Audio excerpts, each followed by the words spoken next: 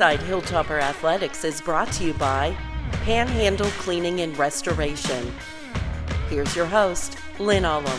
Welcome to Inside Hilltopper Athletics. I'm Lynn, joined by head women's basketball coach Kyle Cooper. Coach, we're somewhere near the middle of conference play, so today I'm going to switch the format and get the bad stuff out of the way at the beginning, so we can get on the more positive things. Sure. Obviously, rivalry game down at Wheeling, a game that usually means a lot in bragging rights for Ohio County or whatever. So just general thoughts on the game before we get into details. Yeah, I mean, obviously it's a phenomenal atmosphere, and hats off to them for having that atmosphere, and we knew they were going to come at us. It's a rivalry game. They're going to be amped up, and it was a really important game, big picture for everybody, because we're both in a similar place. One team's going to go to a tie for third, one's going to drop to a tie for fifth. Regional ranking implications, et cetera, et cetera. So the stage was definitely set for an incredible game, and it played that way. 11 lead changes, 11 ties, I think it was, is what I read, and it was a phenomenal game. Well, it was definitely, and you had mentioned the atmosphere in the game, which I 100% agree with.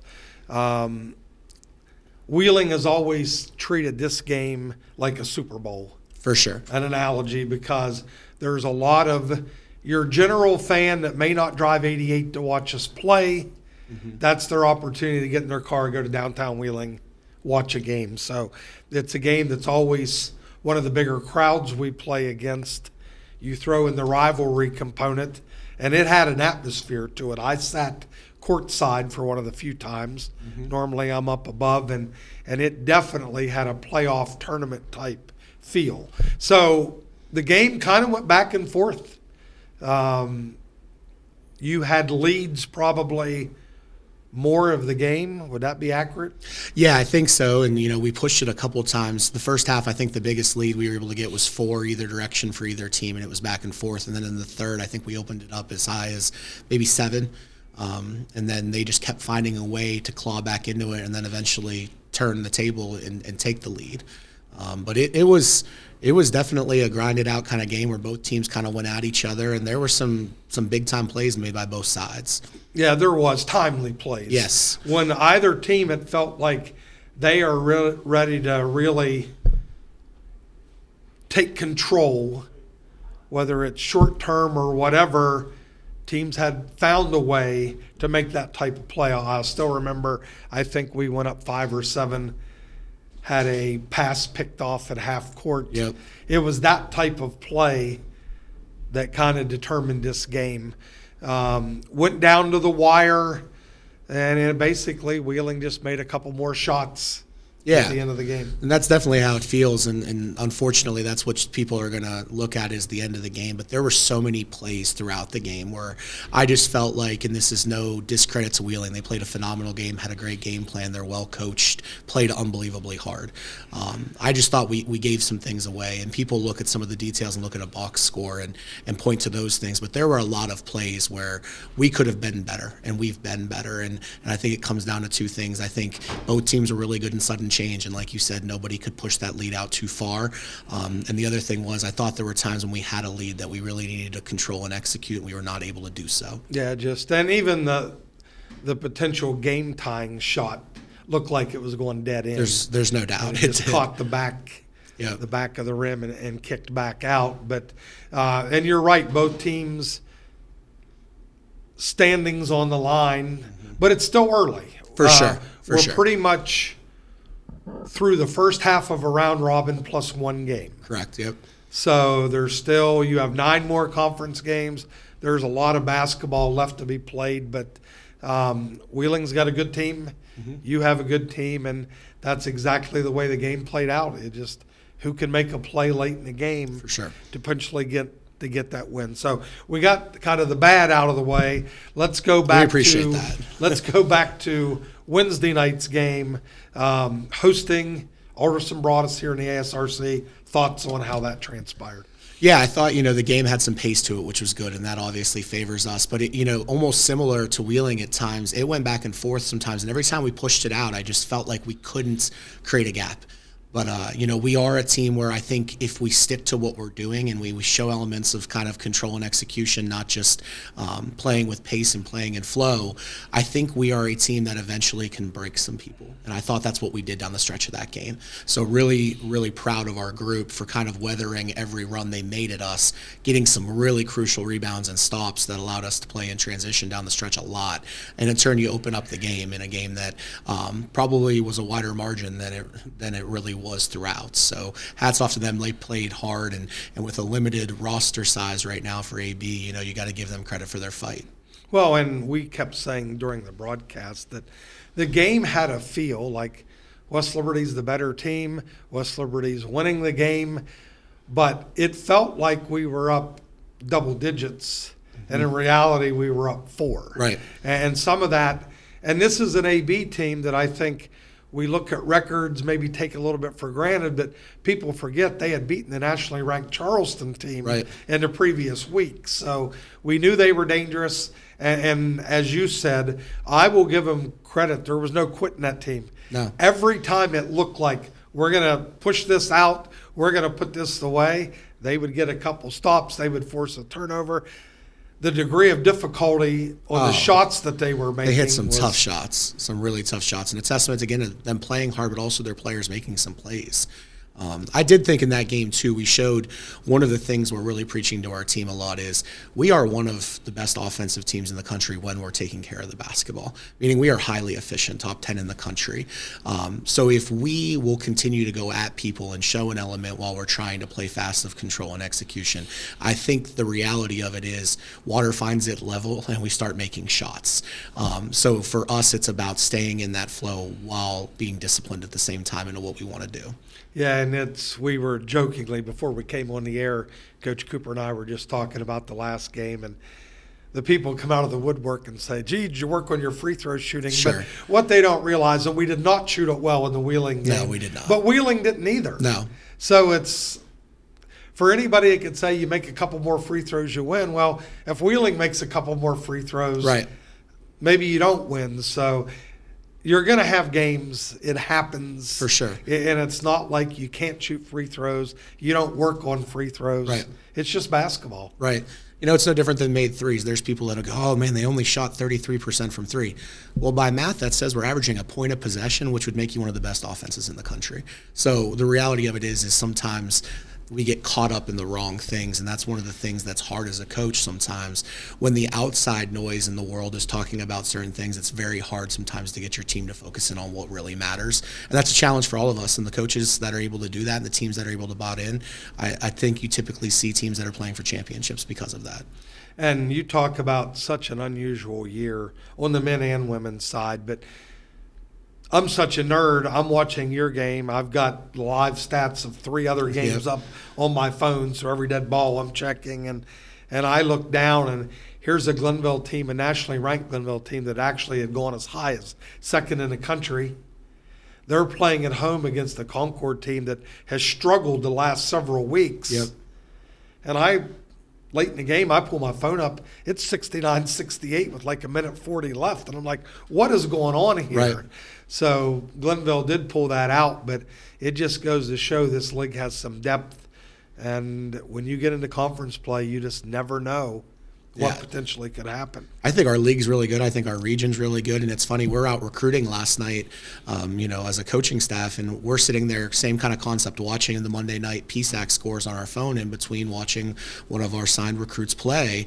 And it's amazing how you're watching just a grind of games, and I guess parity's alive, you could use as a cliche, but every night it's just something kind of wild is happening regionally. So to say that there's still a lot that can be accomplished this year and that it's still so much games to play is an understatement. And it starts with us getting ready for this week. Right. So let's talk about this week as we wrap up this segment. Wednesday night thoughts. Yeah, I'm happy to be home, obviously, and play against Davis and Elkins, who, another team that plays hard. And they've had a new coach there, and they've taken on kind of a new identity, but they're dangerous. They want to play fast. They'll come at you. They play pretty free, and we've got to be disciplined defensively. So, while this game should play up and down, which we enjoy and we want to play that way, we've got to make sure it's playing the way that we want it played. And then, of course, we go on the road to West Virginia Wesleyan on Saturday, and that'll be a challenge. It's always tough to play there. There was a game a couple weeks ago. You talk about crazy things. Wesleyan has been kind of up and down, and Glenville's there, and it's a couple possession game in the fourth quarter. So we've all got to show up right now. It's that time of the year where it's winning time, and you've got to make winning plays on a consistent basis to make yourself relevant. Well, absolutely. Well, that's going to wrap up the first segment here, Coach. Again, thanks for joining us. Good luck this week, and I'll be calling the game tomorrow night. Yeah, appreciate you.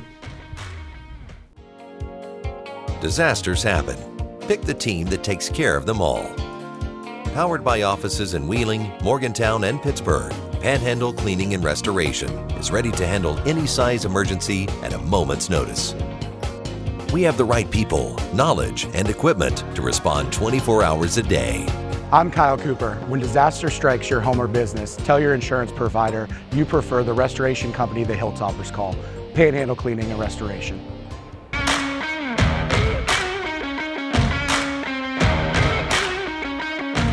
Inside Hilltopper Athletics is brought to you by Panhandle Cleaning and Restoration. Here's your host, Lynn. Welcome back to Inside Hilltopper Athletics. I'm now joined by head men's basketball coach Ben Hallett. Coach, I don't know if you were eavesdropping on the first segment with Coach Cooper. We're going to kind of flip this around, and we're going to kind of get the sad part over first, so we can finish it on a good night. So we go down to Wheeling University on Saturday, big crowd, great atmosphere, a game that probably had a surprising end. So just give me your post-game thoughts. It was probably the most un-West Liberty game I've been a part of, if that makes any sense, and did a lot of things uncharacteristics of our program.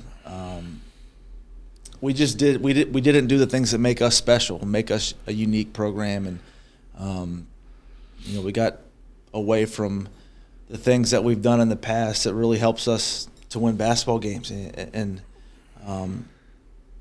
we scored 107 points offensively, and we end up losing the game. So obviously we've got problems defensively, and from an individual standpoint, from a team defensive standpoint, we have problems.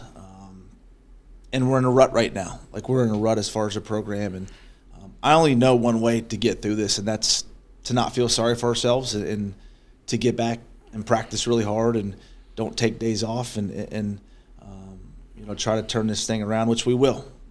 And that's, we talked about it. We had a team meeting on Sunday. We didn't do anything basketball-wise. We just kind of had a team meeting, and we talked, and we got to get back to the blueprint and doing things the West Liberty way, and we will, and we'll get through this, and I'm very confident in that.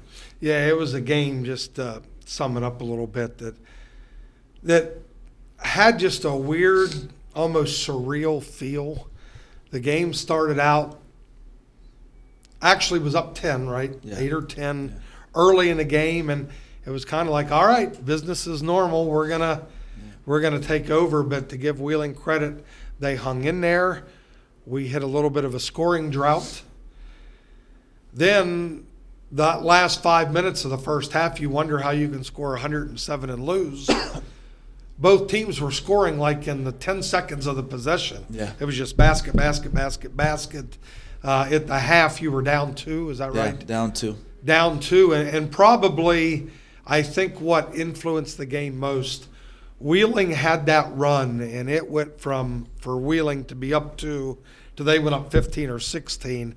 And that really limits what you can do, right? For sure. And it's, we talked in the locker room how the first 5 minutes of the second half will probably dictate the game. And that was the whole message at halftime, was let's go out and throw the first punch. And we didn't do that. And, give them credit. They made some tough shots, but they got up, 15 to 17, and then it got this, 7-8 minutes left in the game. And it's like, oh crap, we have to start, really, really trying hard. And it's just frustrating. It takes that to get our team to play as hard as they can, to get down that amount. And, if you look at the last 6 minutes of the game, that's the way we're supposed to play for 40 minutes. and we didn't do that. And I don't know if it was just we thought we were going to go in there and win because we have a West Liberty jersey on, and their record probably isn't where they want it to be. And our guys aren't stupid. They look at the standings. They see the internet. And, again, it's frustrating, but we're going to get through this. We're going to continue to fight, and we're going to get through this. Well, and that's even when Coach Crutchfield was here, I remember he used to say, just try harder. Yeah. First and foremost, it's just try harder. And there's no doubt you'll push your buttons and we'll get this thing turned around. So we got through the bad part of this.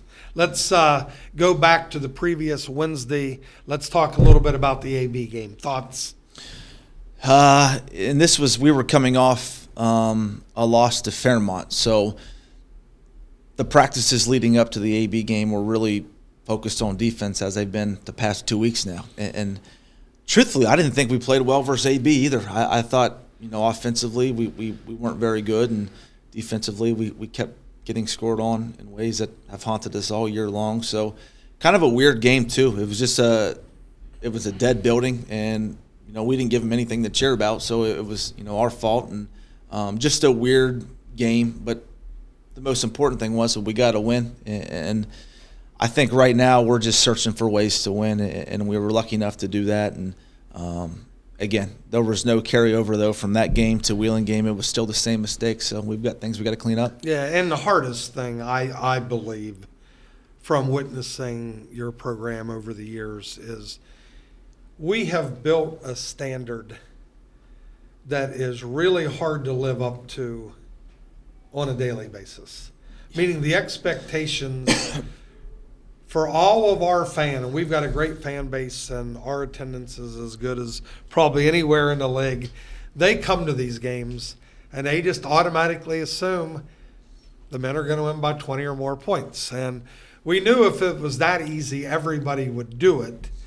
So first and foremost, that's probably where we struggle, correct? Yeah. Yeah, Even you and I. Yeah. Like, we're smart enough to know we're not going to win by 20 points every game, and it's not that easy.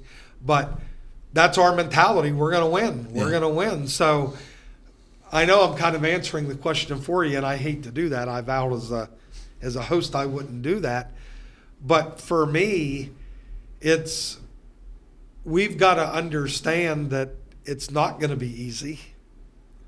Winning's hard. Like, they have coaches that are game planning for us, just like we're game planning for them. They've all recruited players that are really good. So, like, again, that just comes with the territory here. And again, I think our fans are the best in the country, but they do expect to win. They do expect us to score 100 points. They do expect us to win by 20. Like, it's just, and it's hard. It's hard to do that, but I kind of like that. It's pressure. I'd rather have it that way than fans expecting us to lose, right? Like, I want to be associated with winning, but it's not that easy. Like, we got to show up and we got to play, and we got to, again, do the things that make us special, and we haven't done that over the past 4 to 5 games. Right, and getting back into that standard, that's, I think, the greatest compliment that I would have or want you to understand for our program, that I'm sure if I would have called you Saturday night, and just for the record, when Coach loses, I let him have his distance. I'm not going to bug him, and I'm not going to start asking questions and what do you think, blah, blah, blah. But it is a great testament that our standards are so high that when we lose, it's earth-shattering. Yeah. It is absolutely earth-shattering. So I went home and I told my wife, and I'm a little down and really don't want to talk, but even then, I've got to remind myself, I said, here is the blessing and the curse of being who we are. We think the world's coming to an end, and we're 15-3. Yeah, we're 15-3, and we're still first in the league.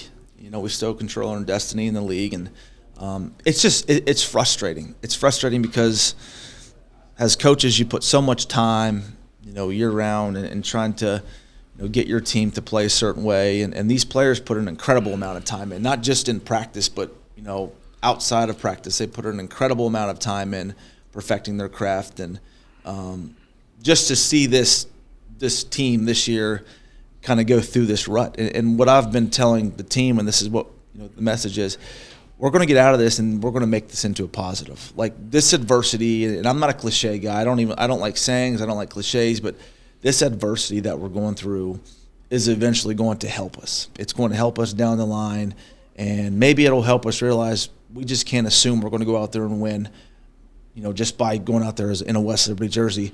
We've got to go out there and do the things that have worked for us in the past and play incredibly hard. And I'm hoping, it starts tomorrow. That's the good part about basketball as in football, you have to wait a week, right, to play. In basketball, we're lucky enough that we get to play 2 to 3 days after a loss, and that's the only way that we're going to get through this is to play in games. We can feel good about ourselves in practice and construct drills that we have winners and losers, but the only way for this team, the entire team, TEAM, is to play in a game, and we're going to get to do that tomorrow. Yep, I absolutely agree. So we have Davis and Elkins here tomorrow, a team that has some talent. I can remember playing down there and being at the game, and we eventually pushed that out. And then Saturday we go to West Virginia Wesleyan. So we know the target, despite a loss, is still on our back every single time we go out on the court. But I've got a lot of faith and belief that, hey, you'll figure it out. You always do. And I can tell you this: no one's feeling sorry for us. No one's feeling. And D&E doesn't. D&E's happy we lost, right? They're going to watch that film and they're going to say, "Well, this worked against West Liberty. We're going to do the exact same thing." Hopefully it doesn't happen. Right. Hopefully it doesn't happen. We'll be ready for them. Yep, well, absolutely. So just to wrap up this segment, we're through the first round robin, the first half of the round robin. You've played everybody in the league at least once. You've played one team twice.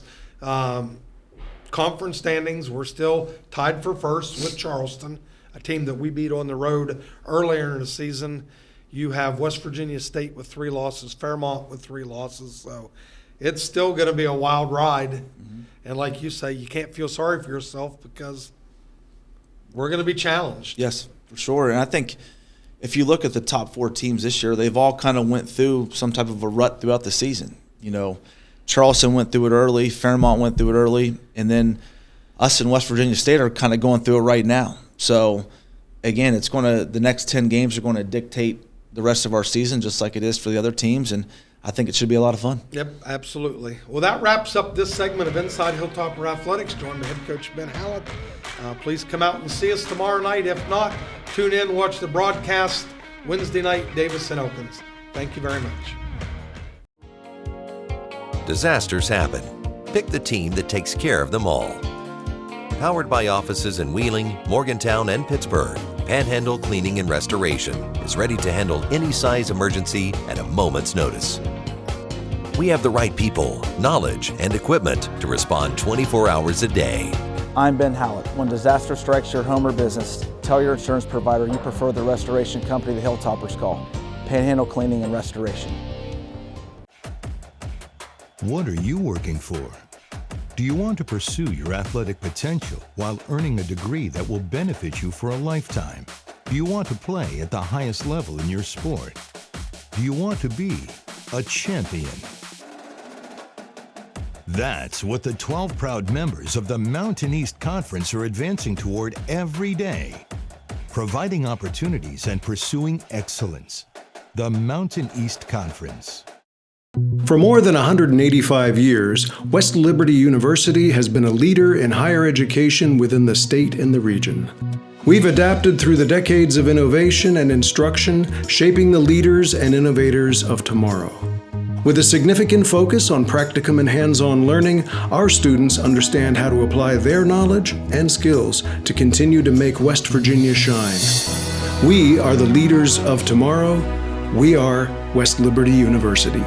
Do you have a passion for working with animals? Check out the Zoo Science and Applied Conservation program at West Liberty University. Why West Liberty? You'll get hands-on experience with animals starting in your first semester. We have 6 on-campus dedicated lab spaces with over 300 different animals, plus a partnership with the Oglebay Good Zoo, an AZA-accredited institution with over 50 species of different animals, including rare and endangered species. You'll have the opportunity to work with a variety of reptiles, amphibians, and mammals under the direction of experienced faculty, and even opportunities to participate in animal rehabilitation projects in places like Costa Rica. This program is ideal for anyone who wants to be a zookeeper, zoo researcher, conservation scientist, or work with an applied conservation government agency. Plus, we offer a graduate program in zoo science, so you can complete your graduate degree right here at West Liberty University as well. Our unique program has everything you need to find the career you've always dreamed of.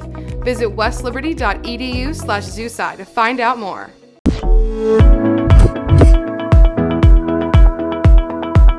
Hey, my name's PJ Mazik. I'm a second-year dental hygiene student, and today I'm going to show you what it's like to be in the program.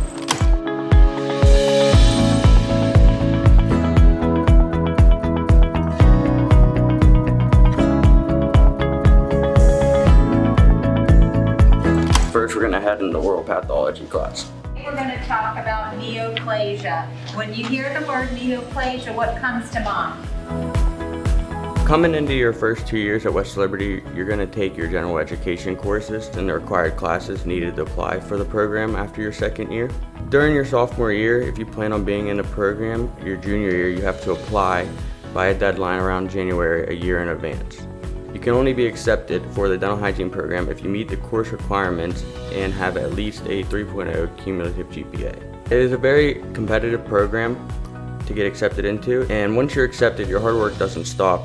You jump right into your first semester of dental hygiene classes, including tooth morphology, periodontology, radiography, head and neck anatomy, clinic lecture, and clinic lab. Now we're heading into clinic lectures. If you're not flossing your patients well and not making that exaggerated C shape, you are going to have loads of plaque that is still left interproximally. The courses contain a lot of information very fast. The courses are designed to meet state board requirements that you need to get your dental hygiene license when you graduate. At first, it will seem like you're learning a foreign language. Everything is going to be different. You're not going to be used to the terms used. You will adapt and everything will start piecing itself together. As a student, you can expect to spend a lot of time outside of class studying information for your next exam or practicing your instrumentation for your next process evaluation. Now I'm going to head into clinic lab. We actually have a full-size dental hygiene clinic here on campus for West Liberty staff and students, and it's open to the community. For a low cost, people can come during the school year and receive a comprehensive dental health care service. The clinic is a learning experience for the students, so it's going to take a little bit longer than your private practice. West Liberty Dental Hygiene Clinic offers cleanings and x-rays for adults and children. Also, we will place sealants if prescribed by a dentist. X-rays taken in the clinic can be sent to your dentist or reviewed by the dentist we have in our clinic. Now heading into wrestling practice. My years here have been nothing but the best. I chose West Liberty because it's far enough away from home but not too far, and it's affordable for a 4-year education. I wanted to wrestle in college, and West Liberty Wrestling is knocking on the doors nationwide. On the academic part of things, West Liberty Dental Hygiene Program is well respected nationally as well. Being a student athlete can put a lot of weight on your shoulders. Expectations are high from your teammates, coaches, professors, and peers. Although being able to manage your time well plays a huge part in being able to handle both well.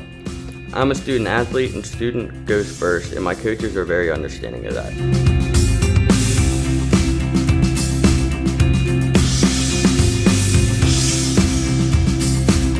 Thanks for checking out the dental hygiene program. For more information, check out our website.